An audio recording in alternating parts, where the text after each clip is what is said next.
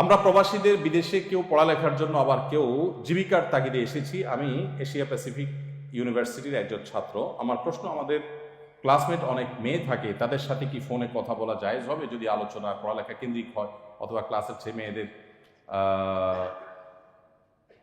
হ্যাংআউটে যাওয়া যাবে কি না, নাকি অ্যাভয়েড করাই উত্তম হবে?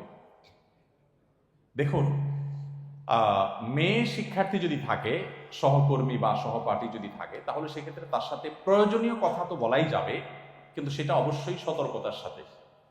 ওই যে বললাম, বইয়ের সাথে রুক্ষ ব্যবহার করে অপরিচিত মেয়ের সাথে মিষ্টি ব্যবহার করা যাবে না, বরং তার সাথে সাধারণ স্বাভাবিক কথা বলতে পারে। একজন মেয়েও একই কথা প্রযোজ্য। আল্লাহ তাআলা বলেছেন, ওয়াকুলনা কওলাম মারুফা। মেয়েরা তারা পুরুষের সাথে কথা বলতে চাইলে স্বাভাবিক মোডে, সাধারণ মোডে কথা বলতে পারে, প্রয়োজনীয় কথা।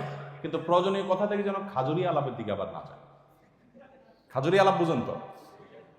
কি খাইছো আজকে তুমি, বাসা কোথায় তোমার, এগুলো হলো বেদরকারি কথা। এগুলো হলো শয়তান আপনাকে ওই দিক, মানে বাজের দিকে নেওয়ার একটা শুরু। প্রয়োজনীয় কথার বাইরে কথা বলা যাবে না।